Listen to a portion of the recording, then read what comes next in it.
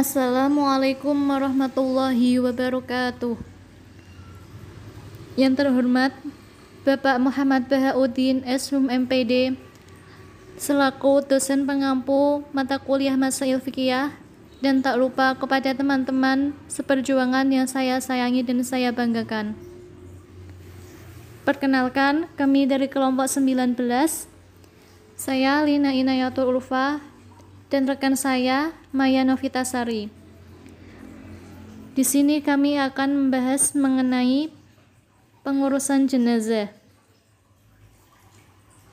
Adapun pembahasan yang akan kami sampaikan yaitu pertama, mengenai bagaimana hukum mensolati jenazah yang bercampur muslim dan non-muslim.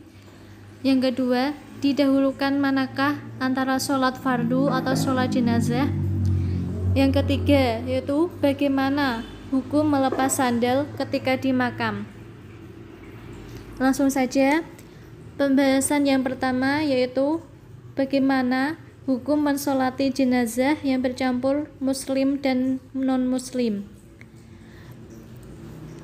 Dalam hal ini, hukum mengurus jenazah untuk setiap muslim adalah fardu kifayah, yang mana wajib bagi semua muslim, dan apabila orang muslim tersebut tidak melakukan kewajiban yang telah dianjurkan, maka semua orang muslim akan mendapat dosa.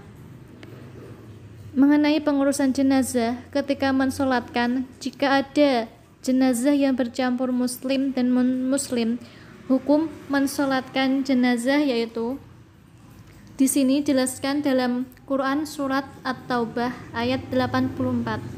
Bismillahirrahmanirrahim. Wala tusholli ala ahadim minhum mata abada wala taqum ala qabrihi innahum kafaru billahi wa rasulihi wa matu wa hum fasiqun. Yang artinya, dan janganlah engkau Muhammad melaksanakan sholat untuk seseorang yang mati di antara mereka atau orang-orang munafik selama-lamanya, dan janganlah engkau berdiri atau mendoakan di atas kuburnya. Sesungguhnya mereka ingkar kepada Allah dan Rasul-Nya, dan mereka mati dalam keadaan fasik.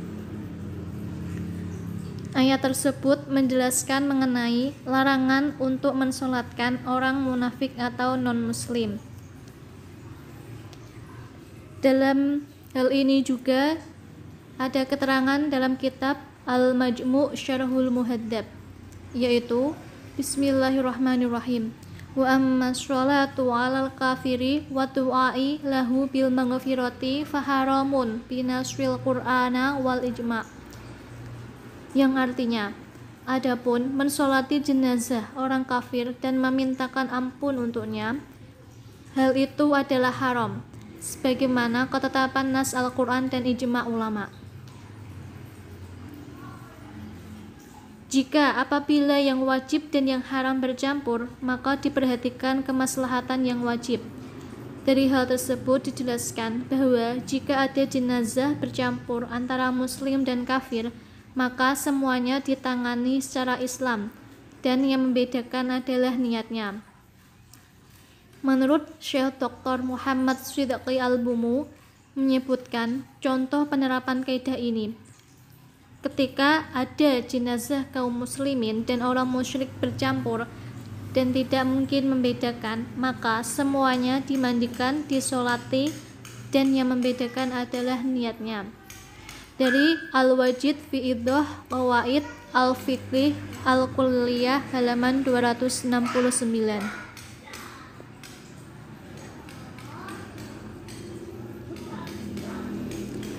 Mengenai pembahasan selanjutnya akan disampaikan oleh rekan saya mengenai bab didahulukan manakah antara sholat fardu atau sholat jenazah. Baik, yang selanjutnya yaitu pembahasan mengenai didahulukan manakah sholat fardu atau sholat jenazah. Pada umumnya, sholat jenazah dilakukan setelah pelaksanaan sholat fardu. Ketika sholat Jumat, biasanya sholat jenazah dilakukan setelah sholat Jumat selesai dilaksanakan. Begitu juga ketika sholat-sholat fardu yang lain. Umumnya, sholat jenazah diakhirkan.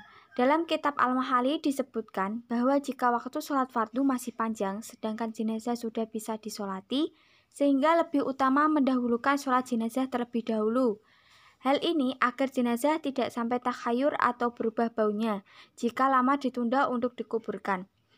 Namun jika waktu sholat fardu sempit, maka sebaiknya melakukan sholat fardu terlebih dahulu.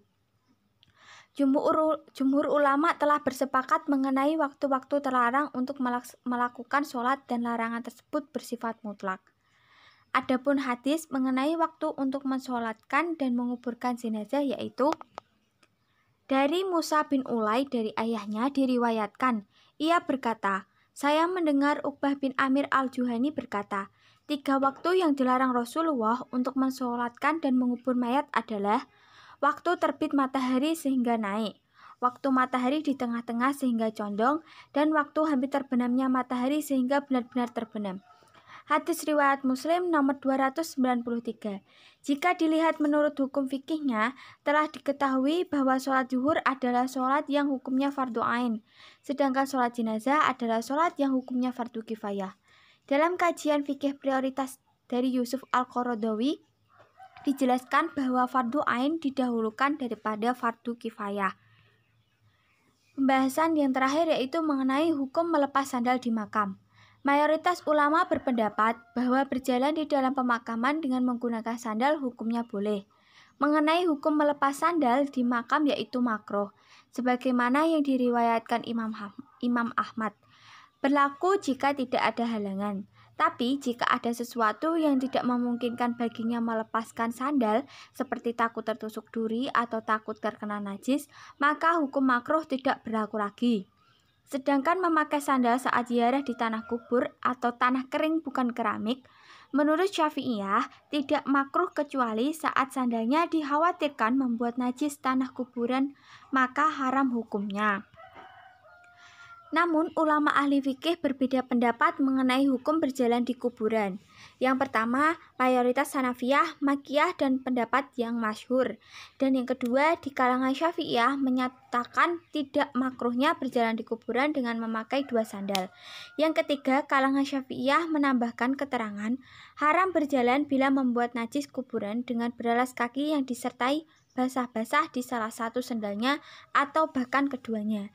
Dan yang keempat, kalangan Hanabilah, ini pendapat yang dianut sebagai penganut mazhab Syafi'iyah, menilai makruhnya berjalan di antara tanah pekuburan dengan beralas kaki karena melepas sandal lebih dapat mengarah pada kekhusyuan saat ziarah atau perilaku ahli tawadhu.